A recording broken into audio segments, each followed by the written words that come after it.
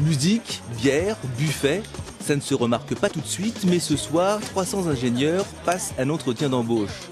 L'apéro recrutement, une méthode qui séduit nos candidats. C'est moderne, c'est sympa, je pense que c'est à développer, c'est agréable, ludique. Il faut donner une idée sur soi très rapidement, être assez bref et puis peut-être, je sais pas, essayer de convaincre pour justement décrocher un entretien d'embauche. Cet apéro recrutement, c'est l'idée de la société AKA.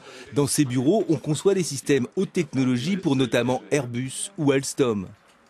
800 personnes travaillent à Toulouse, mais entre les nouveaux projets et les départs, 80 par an, il faut recruter et surtout innover. Il fallait être différenciants et originaux et faire un peu différemment des modes de recrutement traditionnels que nous utilisons, y compris des soirées recrutement que l'on fait ici, par exemple, dans les locaux.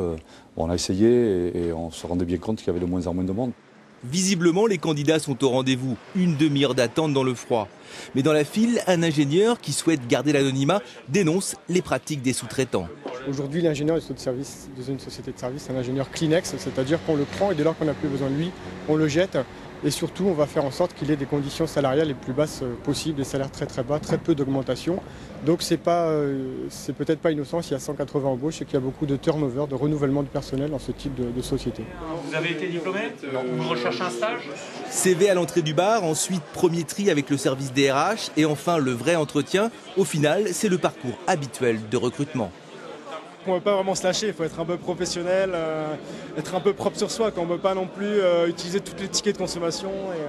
Ne pas se lâcher, derrière la convivialité, nos 350 candidats restent concurrents et pour les prochains entretiens, il faudra attendre la semaine prochaine.